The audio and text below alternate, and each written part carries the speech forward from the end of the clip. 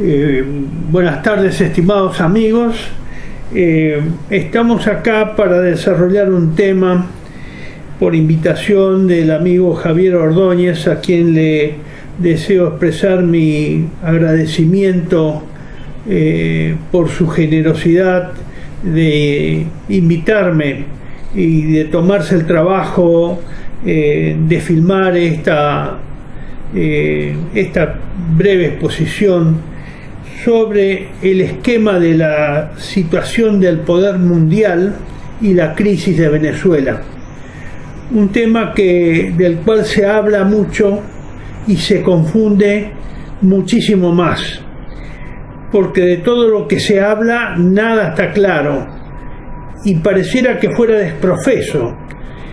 Por lo tanto, yo me voy a permitir en algunos aspectos entrar en detalles y en otros apelar a que ustedes recurran a otras fuentes que voy a ir citando y que seguramente van a estar incorporadas en forma gráfica en este mismo video con sus respectivas direcciones.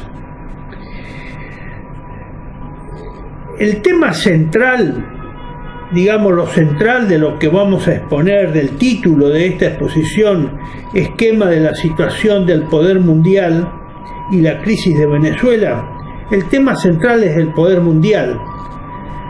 El tema central es el poder mundial y no la crisis de Venezuela, porque la crisis de Venezuela es una consecuencia precisamente de las decisiones que se toman en el contexto del poder mundial. Todo lo que rodea a Venezuela y todo lo que condiciona y determina es el poder mundial. Venezuela en sí en esta crisis tiene pocas decisiones, o ha tomado pocas decisiones, porque está inerme frente a un tremendo poder mundial que, desde ya les aclaro, que esa concepción del poder mundial no debe significar que ustedes lo visualicen como una sola entidad. El poder mundial está fragmentado y está en disputa entre varias facciones. Probablemente haya dos facciones dominantes, pero puede haber una tercera que se arrime a una o a otra de esas dos facciones citadas anteriormente y a las cuales no se puede dar un nombre o una identificación. Más o menos se puede dar una aproximación, pero ni siquiera los estudiosos más consagrados y conocidos que uno tiene acceso a través de internet le dan una identificación. Entonces, vamos al contexto. El contexto es el poder mundial, como yo les decía, y el otro segundo componente es la perspectiva argentina. Es decir, desde el lugar en que miramos el problema del conflicto de Venezuela. Si vamos al centro del problema, la crisis de Venezuela, nos encontramos frente a un gobierno populista, liberal, porque en realidad el gobierno iniciado por Chávez, continuado por el presidente Maduro, es un gobierno populista liberal, porque toda su doctrina política se basa en la soberanía popular, en los fundamentos de la Revolución Francesa, las mismas que utilizan todos los liberales en el mundo entero. No hay ninguna diferencia. Y es populista precisamente porque su fundamento es precisamente la soberanía popular, y todos los regímenes políticos, todos los sistemas políticos que se basan en ese principio de la soberanía popular, que es una mera expresión cuantitativa, no cualitativa, sino cuantitativa, son populistas. Nada más que acá ha habido estos últimos años una gran distorsión. Se quiere hacer entender que el populismo corresponde a los movimientos, la palabra populismo se la quiere aplicar a los movimientos llamados populares o de masas, pero eso no es así. Eso es un mal uso de esa palabra populismo. En Estados Unidos, populism es el equivalente a nacionalismo, y para denostar al nacionalismo y no nombrarlo por su nombre, lo llaman populismo o populismo. Entonces hay una distorsión. Le han aplicado estos últimos años para denigrar, descalificar, desautorizar el significado de nacionalismo la palabra populismo. Y hoy populismo es igual que en Estados Unidos, se utiliza con el sentido de nacionalismo. Este gobierno populista liberal, de base populista liberal, es practicante, y así se ha declarado desde que asumió Chávez, como practicante del socialismo del siglo XXI.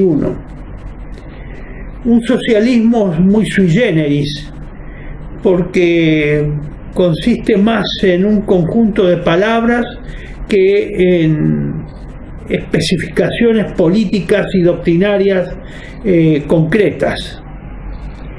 No difiere en general de los sistemas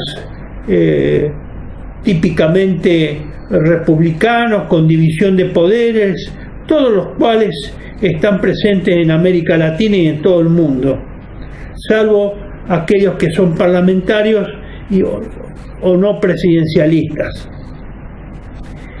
Este gobierno de Chávez se inició con un gran apoyo popular, después se incrementó tras el fracaso del golpe de Estado que se pretendió ejecutar en el año, creo que en 1992, y a partir de ahí ese apoyo popular se vio incrementado con más demagogia, obviamente, y con un creciente respaldo de las Fuerzas Armadas de Venezuela. No está de más aclarar que, como todo régimen populista que es característico en América Latina y en otros estados del mundo, la corrupción política es el común denominador. Y alguna gente podrá extrañarse lo que yo expreso. ¿De dónde creen que los partidos políticos sacan el dinero para hacer las campañas electorales? Acá, en Estados Unidos, en otros países de América Latina o en Europa. ¿Quién cree que les da ese dinero? Ese dinero sale del dinero negro que les proporcionan los que tienen dinero, los dueños del poder del dinero. De ahí sale eso de que la democracia, digamos, es la expresión más pura, más limpia, más, digamos, franca de la voluntad popular, es una ficción.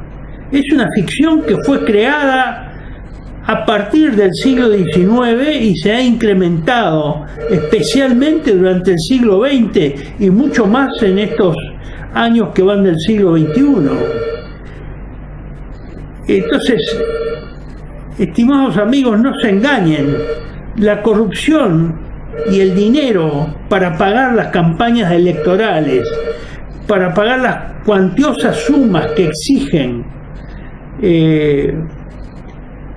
esas campañas electorales, tanto a través de los medios electrónicos como a través de los medios audiovisuales, internet, etcétera. Todo eso exige una gran cantidad de dinero. Eso alguien lo da. Después los políticos, obviamente, se lo tienen que retribuir a quienes fueron sus benefactores, y se lo retribuyen a través de las famosas concesiones o licitaciones o prebendas que se otorgan durante el periodo de gobierno que les toca gobernar si han triunfado. Inclusive es así en Estados Unidos. ¿O ustedes quiénes creen que pagan las campañas de los representantes y de los senadores norteamericanos? ¿Por qué creen que se ha escrito un libro sobre el lobby judío en Estados Unidos y su influencia en las relaciones exteriores norteamericanas? Porque los que determinan prácticamente en Estados Unidos, y lo reconocen prácticamente todos, quién es elegido o deja de ser elegido, es precisamente el lobby judío. Eso lo dicen desde los más encumbrados republicanos hasta los demócratas, que es un poder existente, fáctico, y que evidentemente existe. Y eso ha sido escrito y denunciado precisamente por dos profesores de Harvard que son de origen judío. Y se llama así, el lobby judío.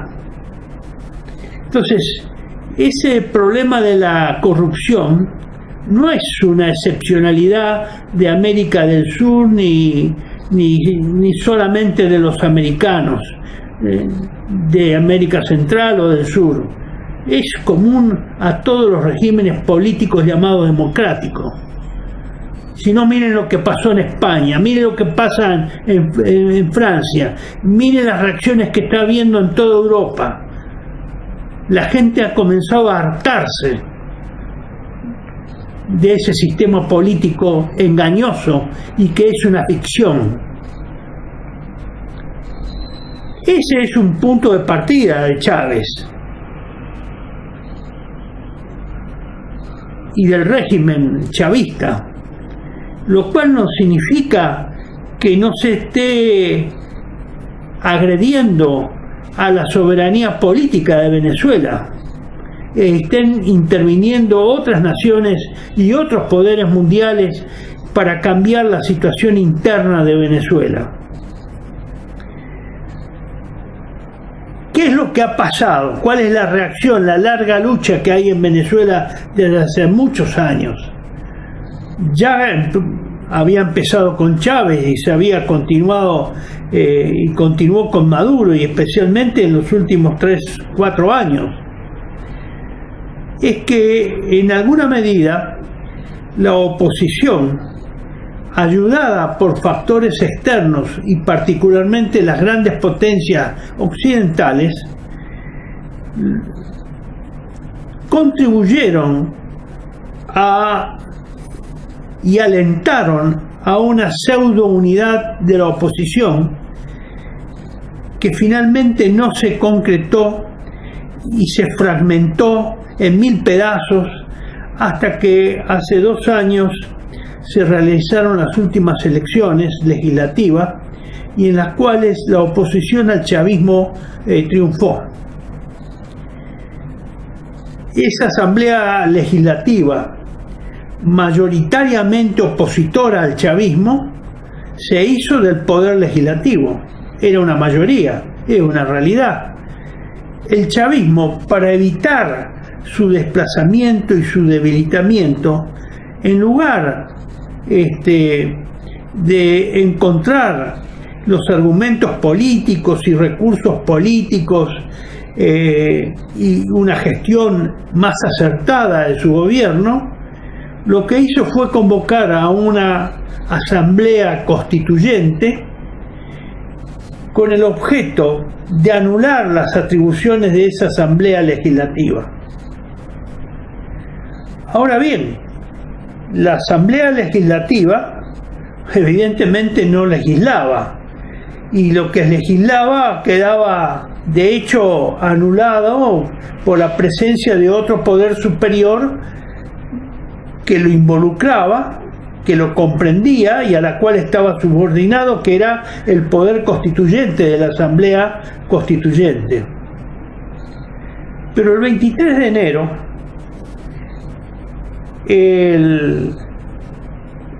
se produce un hecho definitivo, digamos, de ruptura entre la oposición al chavismo y el chavismo.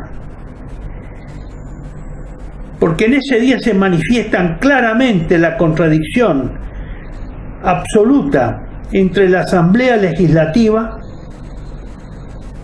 que es parte del Congreso, que es el Congreso venezolano, y la Asamblea Constituyente, que era el poder que detentaba a su vez el chavismo, como poder neutralizador de la Asamblea Legislativa. ¿Qué pasó el día 23 de enero? El 23 de enero probablemente debió haber habido un golpe de Estado en Venezuela, pero no lo hubo. Lo que hubo sí fue, digamos, una autoproclamación de presidente a cargo del diputado Juan Guaidó. Este señor,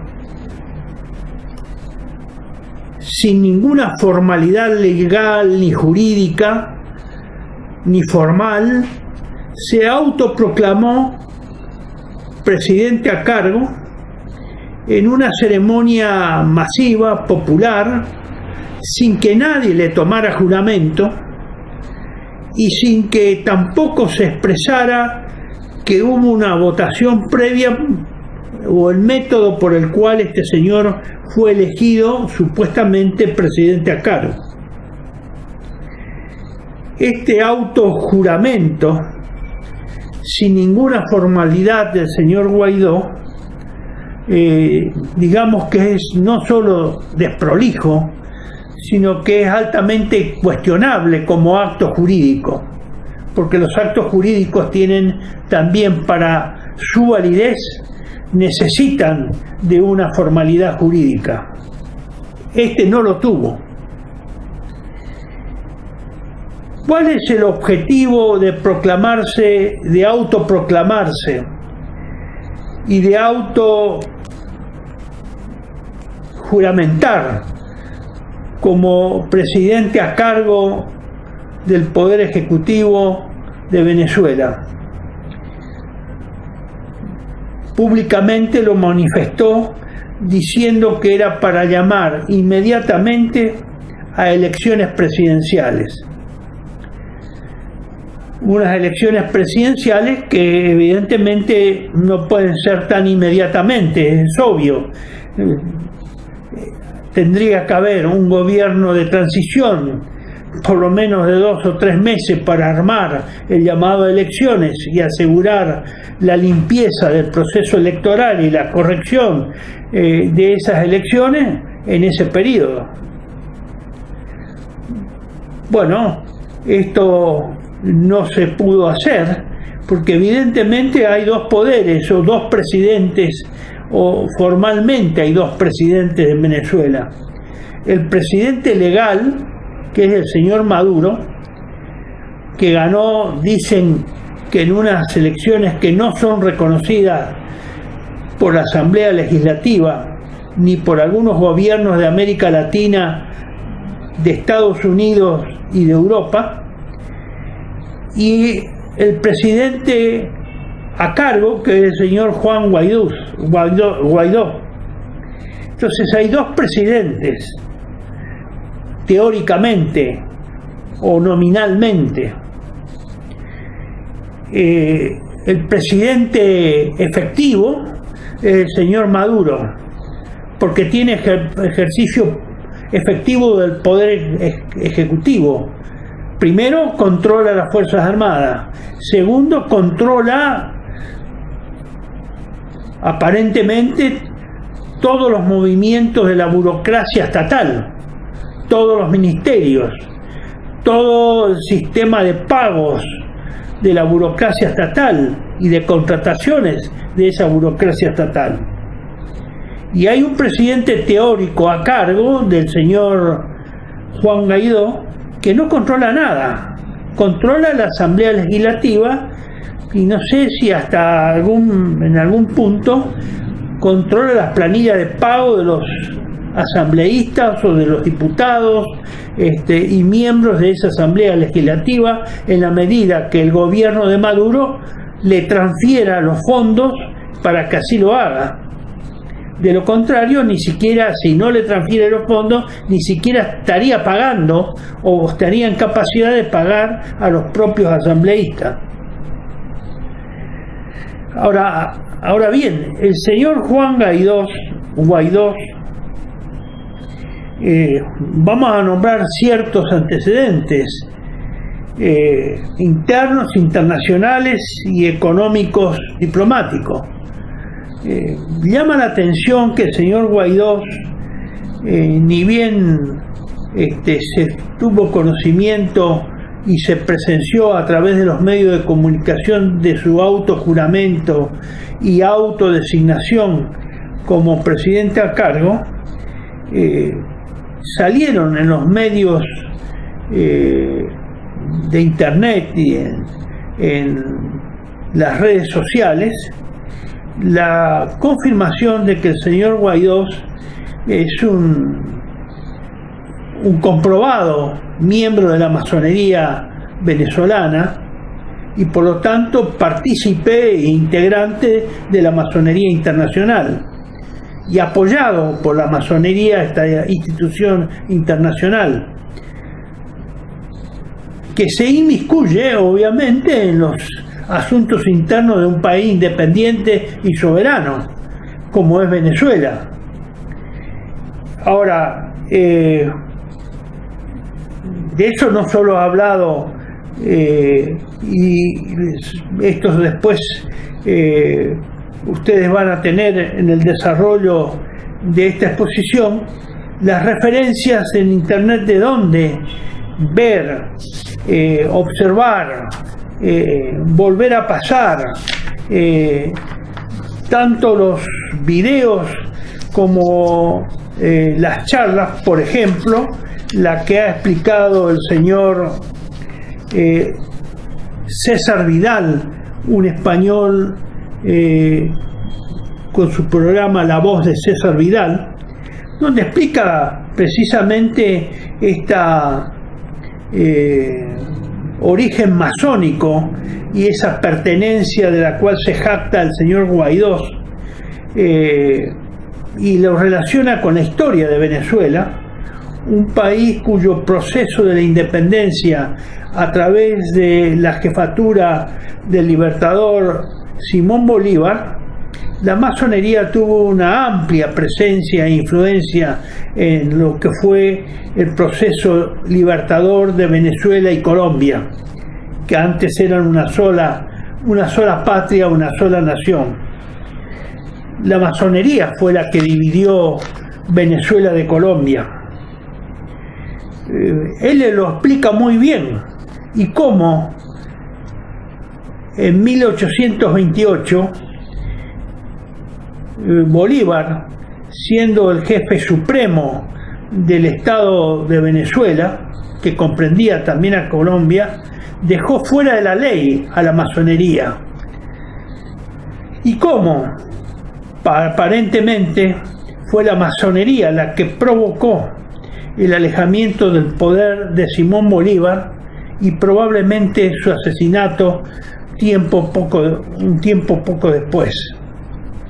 Bolívar abjuró de la masonería, abjuró y habló de la maldita masonería. Como ven, estamos volviendo a repetir la historia. Hay otro testimonio que también se pudo obtener en internet, llamada un video de una supuesta resistencia de los jesuitas. Es un video que también vamos a proporcionar gráficamente la dirección donde puedan ustedes obtenerlo y apreciarlo por sí mismo, sin influencia de ningún tipo. Especialmente yo recomiendo los últimos tramos de este video porque llama la atención de que la persona que se proclama como una especie de vocero de esta resistencia jesuita o de los jesuitas, proponga, y se ve en el video, una bandera en la cual se han reemplazado las estrellas que corresponden a cada uno de los estados o provincias de Venezuela por una única estrella de David, que expresamente se dice que es una estrella de David y que tiene un contenido espiritual, religioso y político, en el sentido de que pareciera ser que Venezuela se asimila como un estado de origen judío, lo cual es sorprendente porque nunca habíamos oído ese tipo de problemas acá en América Latina, en América del Sur. Pero vale la pena verlo porque es algo realmente sorprendente. Y eso coincide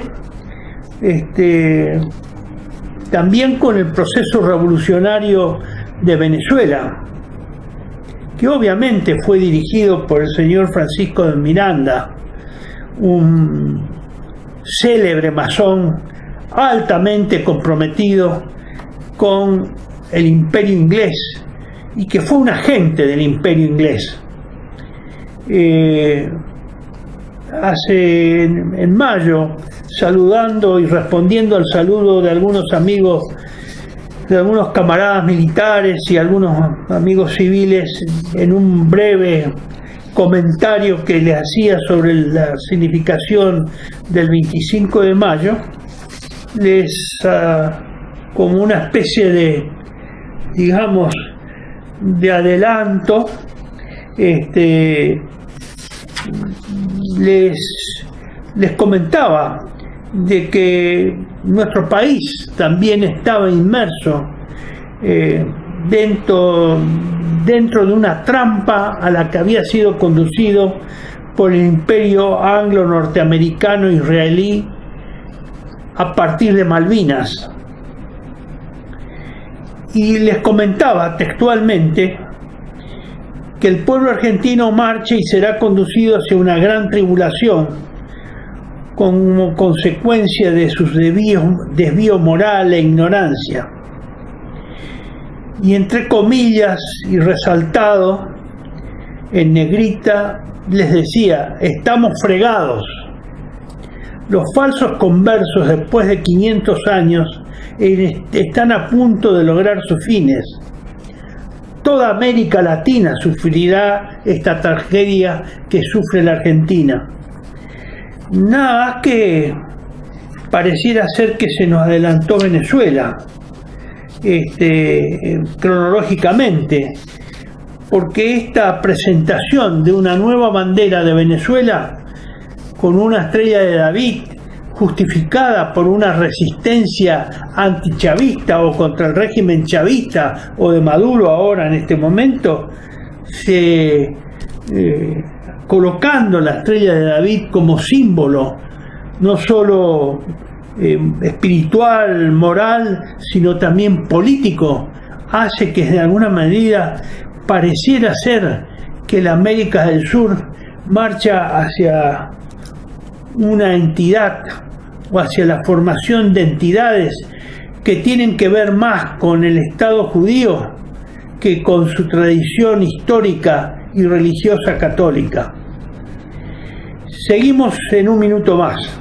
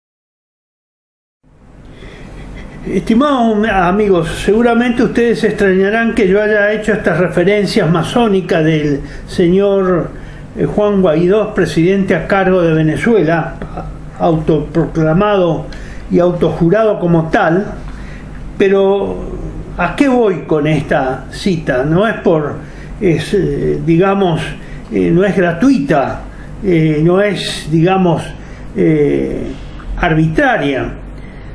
Simplemente les quiero decir lo siguiente: tampoco se espanten los chavistas. Acá en Venezuela se está presentando una lucha entre masones, entre logias masónicas distintas. Sí, el señor Chávez también, y a mí me consta porque la persona que me dio esa información en presencia de otras personas y otros oficiales fue, digamos, el inspirador político, geopolítico, filosófico de Chávez, que fue el señor Ceresole, un hombre de alto conocimiento, inicialmente o en sus primeros años o en su juventud como un izquierdista, pero que después parece que encontró algún tipo de, digamos, de antecedentes históricos que lo volvió más cauto. Y él nos contó, Ceresole, de que Chávez, los custodios de Chávez le habían comentado a él de que él fue a Inglaterra y fue a pedir permiso antes de iniciar su primera campaña presidencial a la Gran Logia de Inglaterra.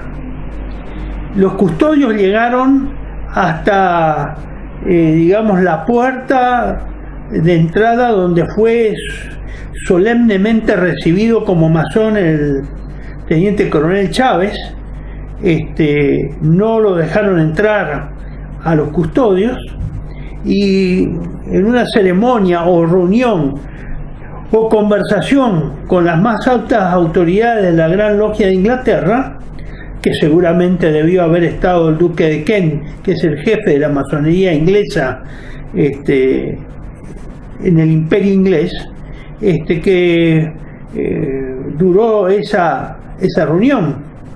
Y por lo tanto yo entiendo, a mí no me pareció un absurdo de que se viera Guaidó con su título y diploma de masón, que se hiciera público en fotografías con el mandil colocado junto con otras autoridades masónicas, que fuera reconocido por una logia masónica de Miami, venezolana, también instalada en Miami.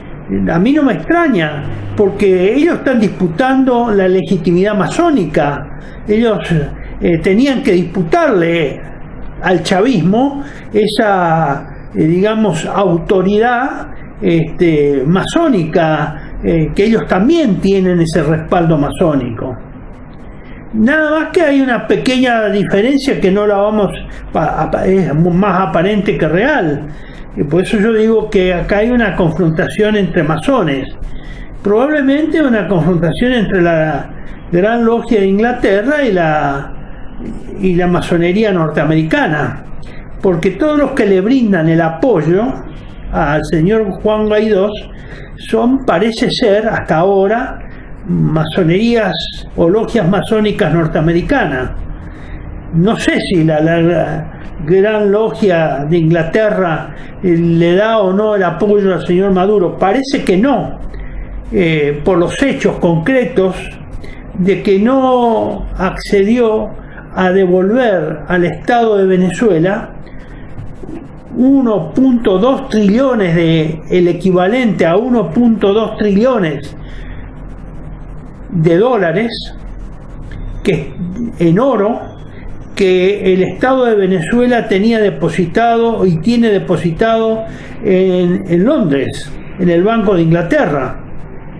No le permitió sacar de ahí ese dinero en oro metálico o su equivalente, ni tampoco de Canadá, que es parte del Commonwealth.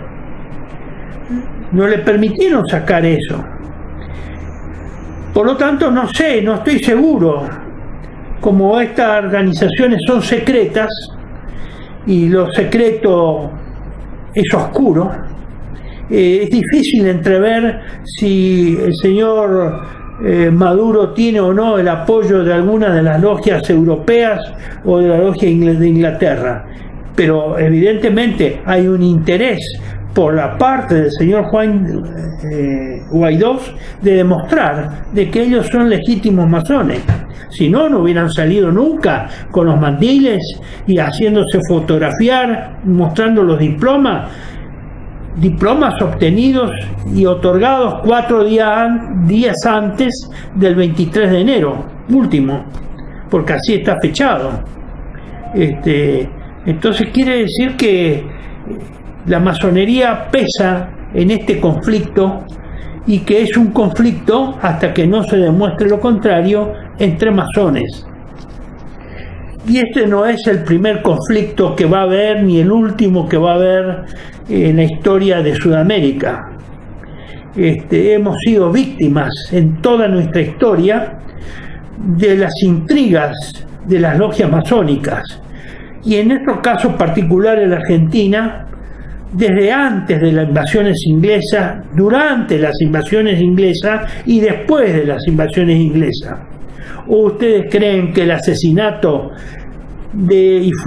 a través de un pseudo fusilamiento de Santiago de Liniers, que fue el primer padre de la Argentina, el primer padre de la patria argentina, que nos redimió de la invasión inglesa, ustedes creen que fue una casualidad histórica? Fusilaba hasta por prisioneros que habían sido tomados en la invasión inglesa y que estaban internados en la provincia de Córdoba. ¿Ustedes creen que eso es un accidente, una casualidad? No, señores, no es una casualidad. Tenemos un dilema desde la existencia misma de la Argentina, como la pretensión de ser un país libre, soberano e independiente de cualquier otra potencia o de cualquier otro poder, desde el primer momento. Y así hemos vivido a lo largo de la historia, y así vivimos, y seguiremos viviendo a lo largo de la historia, por lo que parece ser. Ahora, eso sí, seguramente cientos o miles, no sé cuántos podrán vernos, nunca deben haber cursado en la escuela secundaria o en una facultad de historia o de derecho ninguna materia que hable de la masonería, que le diga cuál fue el rol institucional concreto y el poder que tuvo la masonería en nuestros países sudamericanos. Estoy seguro que nadie, porque evidentemente de eso no se habla, y de eso hay que hablar, porque es una realidad. No en balde los masones en la Argentina reconocían hasta hace unos años oficialmente que 13 presidentes habían sido argentinos, habían pertenecido a la masonería.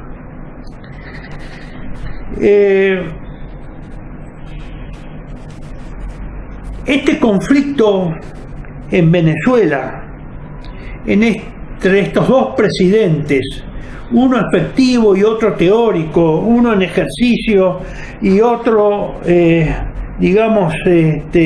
ejercicio efectivo del poder y otro en ejercicio por lo menos teórico del poder, aunque han sido reconocidos por otros países, es porque no tiene en sí mismo el ejercicio del poder por parte de Guaidó. Tendrá el reconocimiento, pero no tiene la efectividad y la eficacia de manejar los hilos del poder dentro del gobierno y del Estado venezolano. No controla todavía hoy el Estado venezolano. Seguramente se va a intentar, digamos, ustedes vieron que han pasado desde el 23 de febrero, han pasado ya prácticamente casi 2 semanas y no se ha decidido nada. Las Fuerzas Armadas no se han sublevado contra Maduro, aunque podrían sublevarse mañana. Se ha intentado y se ha dado, o se ha hecho conocer por los medios de comunicación que se ofrecían amnistías generosísimas a los militares para que desobedecieran a Maduro. Yo creo que lamentablemente acá han intentado un golpe de Estado que el 23 de enero por alguna razón no se llevó a cabo. Los que estaban comprometidos, si es que estaban comprometidos, miembros de las Fuerzas Armadas, finalmente no lo hicieron por algún motivo, o fue un falso compromiso que los obligó a dar este falso paso de tener que un presidente a cargo tener que juramentarse ante una masa informe de miles de personas sin ninguna formalidad jurídica por la importancia que significa el cargo de presidente a cargo, fuera del escenario o del ámbito donde funciona la Asamblea Legislativa, en un meeting, en una reunión pública, ante una masa indiferenciada de personas. No sabemos cuántos asambleístas realmente estaban y si estaban en ese momento. De todas formas, acá ha habido un error, y creo que hay un error, por lo que a uno le llegan comentarios o apreciaciones. El problema de los militares en Venezuela es el espanto que les produce la situación de los militares en Argentina. Ese es el problema, señores. Nadie lo dice por ninguno de los medios legales que aparecen en televisión abierta o de cable. Nadie se atreve a decir eso. ¿Por qué los militares de Venezuela no se suman, estando detrás precisamente Estados Unidos como garantía supuestamente de que la amnistía se va a cumplir y demás cuestiones?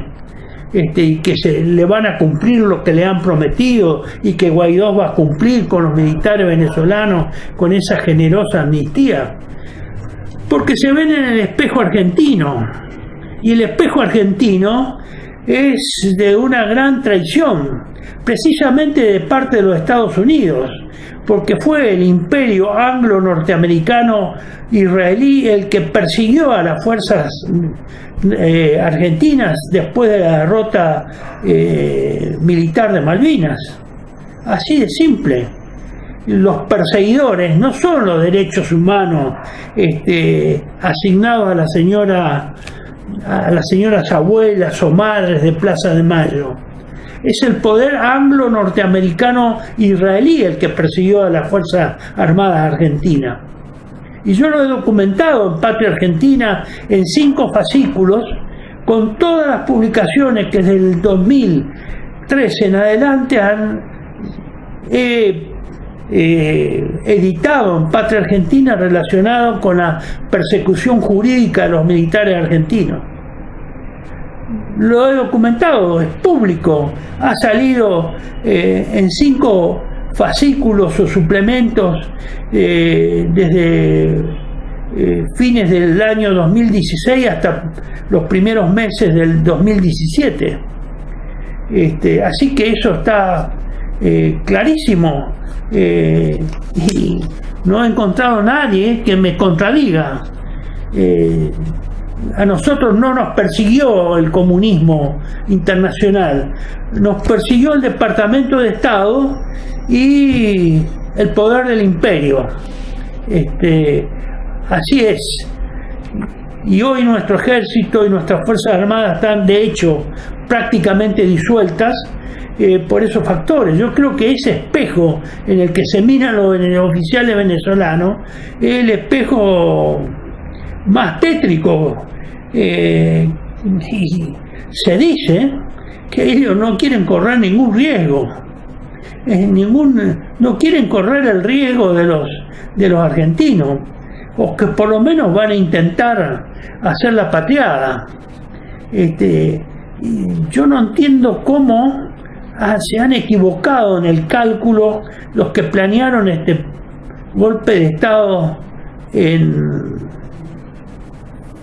Venezuela, y que pareciera que fracasó el 23 de enero en ejecutarse ampliamente. Si no, no hubiera tenido sentido hacer ese autojuramento y esa autodesignación por parte del señor Guaidó.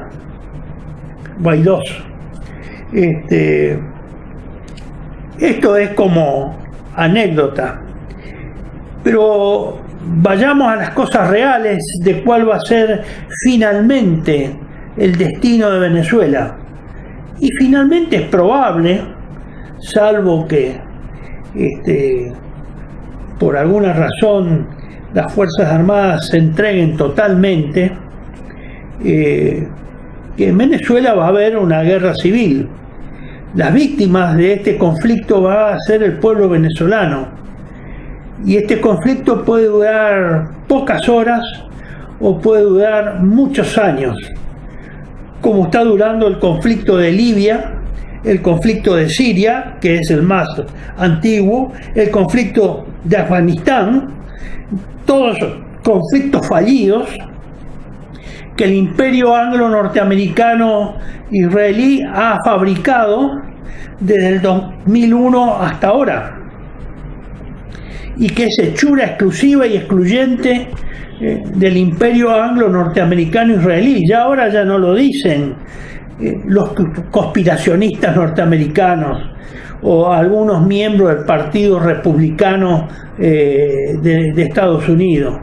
Lo dicen inclusive quienes fueron oficiales marines con altas responsabilidades en su momento en organización del departamento, por ejemplo, Robert Steele, un antiguo organizador y fundador de la rama o del departamento dentro de la CIA el Departamento de Operaciones Clandestinas, de mucha importancia. Él dice que eso ha sido de inspiración no musulmana, que ha sido una gran conspiración dentro de Estados Unidos con la participación activa del Estado de Israel. A mí me sorprende realmente que norteamericanos públicamente lo digan esto, y pidan que se investigue y se diga la verdad sobre el atentado del 9/11, es decir, del 11 de septiembre en Estados Unidos, y el derrumbe de las Torres Gemelas. Ellos, a raíz de eso, después han creado las revoluciones de color en el norte de África, han generado la guerra civil en Siria, han inventado el Estado Islámico, han financiado el Estado Islámico, han sembrado el terror entre la población siria y de Europa con los islámicos y con la inmigración prefabricada de gente de origen musulmán en Europa. Es decir, esos no han sido movimientos, nunca han sido movimientos islámicos. Han utilizado, han alentado, han financiado y han pagado a esos terroristas islámicos para que hicieran las veces de enemigos y ellos pudieran justificar su presencia imperial en el norte de África, en Siria, en el Líbano, en Afganistán, en Irak, y amenacen la guerra contra Irán, que podrán o no tener razones, pero evidentemente no fueron en boca de los norteamericanos, que al menos yo he encontrado, no fueron los iraníes los que hicieron volar las Torres Gemelas, sino precisamente el aliado predilecto de los Estados Unidos, que muchos los titulan con el, se lo adjudican al Estado de Israel. Por eso este conflicto que se está desatando en Venezuela, con amplio apoyo norteamericano e indisimulable apoyo norteamericano, y de los gobiernos títeres que operan en América Latina a favor de los norteamericanos, que clama al cielo, digamos, el rol lastimoso que algunos dan,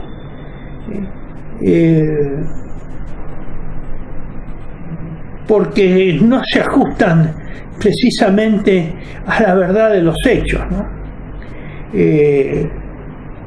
Y sobre todo en el caso argentino es lastimoso el rol del gobierno argentino al violentar la propia doctrina Drago, de origen argentino, inspirada por argentinos, violarla, ser nosotros los mismos violadores, de haber luchado siempre y de haber estado siempre en contra de la injerencia extranjera en los asuntos internos de los países sudamericanos.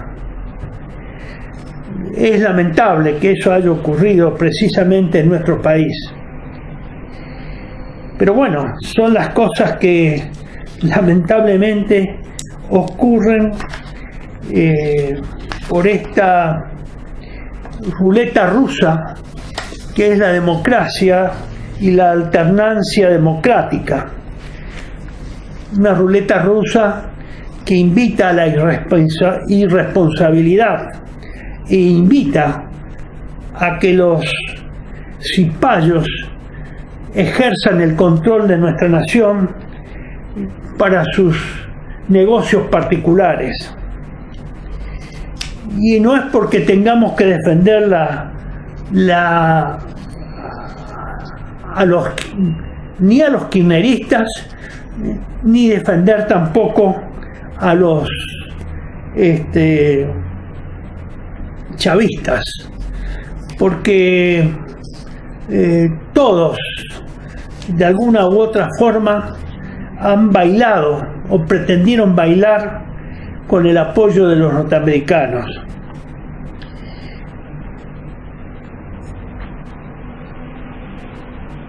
Lamentablemente la clase dirigente argentina, tremendamente o mayoritariamente mediocre, indigna y abyecta en todos sus ámbitos, es la que facilita estas actitudes de la Argentina, que hace que los pueblos se confundan y entren en estado de confusión.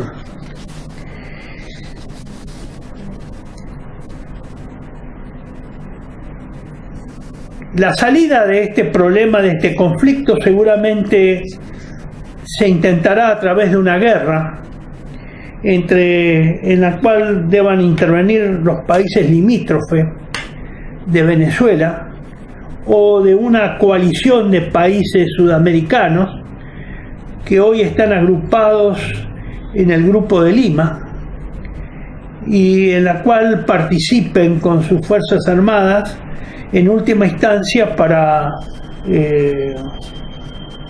terminar con este impasse que hay de dos presidentes desde hace más de 2 semanas en Venezuela.